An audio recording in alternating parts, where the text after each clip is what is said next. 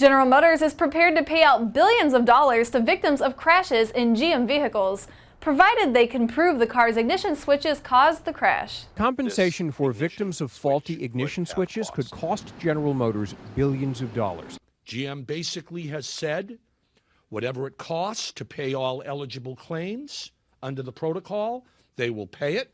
Kenneth Feinberg, not GM, will decide how much each claimant will receive. Previous settlements, he says, as well as issues surrounding GM's bankruptcy, have no bearing on the compensation. Anybody who already settled their claim with General Motors before they knew about this cover-up or this ignition switch problem may rip up the release they signed and come back into this program.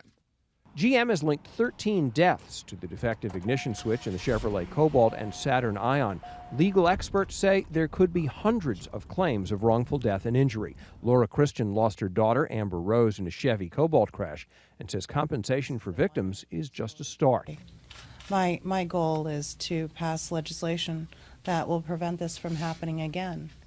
I mean, that's the only way we can really go forward. Otherwise, all of these people died in vain unless we can prevent this from happening again. GM's trying to limit its legal liabilities. Only those hurt in crashes caused by the small car ignition switches are eligible. If the airbag deployed in the accident, you're ineligible. Airbag deployment, seatbelt pretension deployment means the power is on the automobile.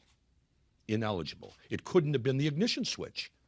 Claims can be filed from August 1st to December 31st. Once the filing is completed, Feinberg promises payment in 90 to 180 days in most cases. Warren Levinson, Associated Press.